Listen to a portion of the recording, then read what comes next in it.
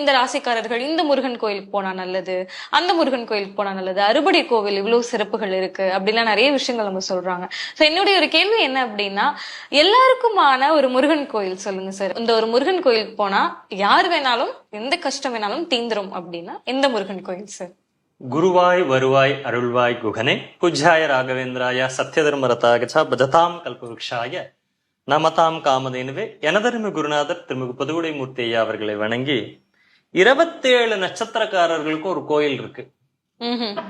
வேற எங்கேயும் போக வேண்டாம், இந்த ஒரு கோயிலுக்கு போனா போறோம். இது நட்சத்திர தோஷம் என்ன வேணா உங்களுக்கு இருக்கட்டும், சரியாயிடும். அப்படி ஏதாவது இருக்கா அப்படிங்கிற கேள்வி நமக்கு இருக்கும். அது எங்க இருக்கு? அதான் நம்ம தமிழ்நாட்டுல இருக்குங்க. அப்படியா சார்? நட்சத்திரங்களுக்கு உண்டான கோயில். ஏன்னா நட்சத்திரம்ங்கிறது தான் நமக்கு பூசாரி மாதிரின்னு வச்சுக்கோங்களேன்.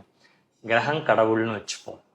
இந்த என்ன சாமி வரம் கொடுத்தாலும் பூசாரி வரம் அந்த கதை தான். அப்போ ஒரு கிரகம் போய் ஒரு நட்சத்திரத்தில் நிற்கும் பொழுது அந்த நட்சத்திரத்தின் வழியே தான் அதனுடைய வேலையை செய்யுது.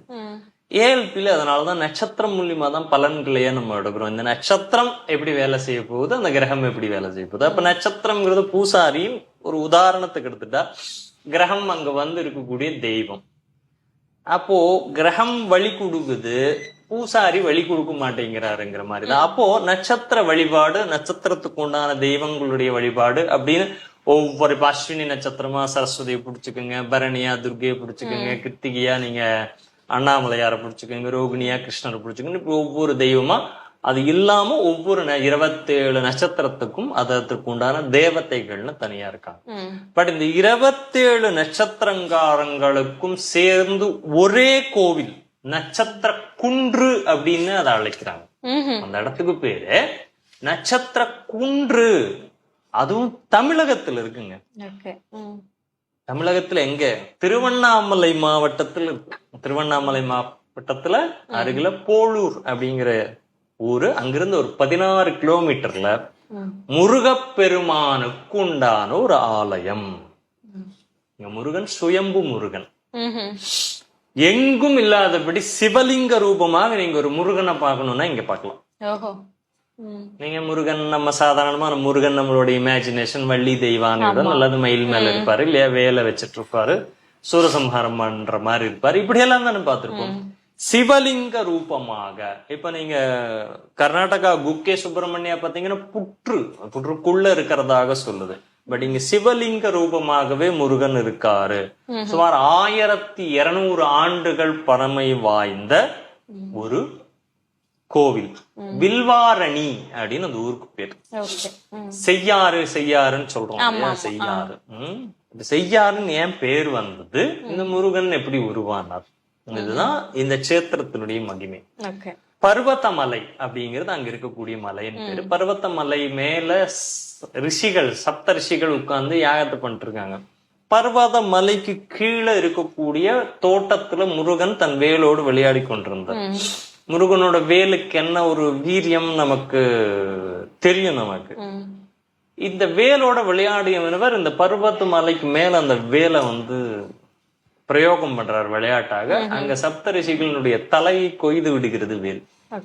அந்த குருதி இருக்கு இல்லையா, அது ஆறாக ஓடி வருது. செம்மையான ஆறு, சிவப்பான ஆறு தான் செய்யாறு அப்படின்னு மாறிச்சு. அப்போ பிரம்மஹத்தி தோஷம் அப்படின்னு சொல்லுவாங்க. அது குரு போய் சனியை தொட்டால் ஏற்படக்கூடியது. ஜாதகத்துல பாத்தீங்கன்னா குரு போய் சனியை தொடணும். சனி குருவை தொட்டா இல்ல, குரு போய் சனியை தொட்டாருன்னா பிரம்மஹத்தி தோஷம் அப்படின்னு சொல்றாங்க. நிறைய டெபினிஷன்ஸ் கொடுக்குறாங்க அதுக்கு. சோ இந்த பிரம்மஹத்தி தோஷம் இந்த மாதிரியான விஷயங்களை தெரிந்து செய்தாலும் சரி, தெரியாம செய்தாலும் சரி. மாட்டை கார் ஓட்டிட்டு போய் இடிச்சுட்டேன், நீங்க வேணும்னு இடிக்கல, தெரியாம இடிச்சுட்டா அந்த கோஹத்தி தோஷம், அதுதான் பிரம்மஹத்தி தோஷம் சொல்றோம். அப்ப எப்படி ராவணனை கொன்றவுடன் ராமருக்கு பிரம்மஹத்தி ராமேஸ்வரத்துல சிவலிங்கம் பிரதிஷ்டை. அப்போ முருகனுக்கு பிரம்மஹத்தி தோஷம், ஏன்னா சப்த ரிஷிகளையே வதம் பண்ணிய தோஷம். அப்போ பார்வதி தேவி இது உனக்கு தோஷம் வந்திருக்கு, நீ இங்க சிவலிங்க பிரதிஷ்டை பண்ணி நீயே பூஜை பண்ணினாதான் இந்த தோஷம் நீங்கும் அப்படின்னு பார்வதி தேவி சொல்ல, செய்யாறினுடைய வடகரை தென்கரை, ரெண்டு எதிர் கரையில முருகன் சிவலிங்கம் பிரதிஷ்டை பண்ணி, இந்த செய்யாறுல முருகன் பிரதிஷ்டை பண்ண சிவலிங்கங்கள் இன்னைக்கு இருக்கு. கரைகண்டீஸ்வரர் அப்படின்னு பேரு அதுக்கு. சோ அங்க வில்வாதி மலையின் கீழே வலது மலையில வந்து காஞ்சி, கடலாடி, மாப்பாடி, மாதிமங்கலம், ஏலந்தூர், குருவிமலை, பூண்டி இப்படின்னு 5 இடத்துல வைக்கிறார். வலதுபுறத்தில் இது முருகனால பிரதிஷ்டை செய்யப்பட்டு கரைகண்டீஸ்வரர்னு வச்சு அங்க இருக்கக்கூடிய அந்த மலையில உட்கார்ந்து முருகன் தபஸ் பண்ணிட்டே இருக்காரு.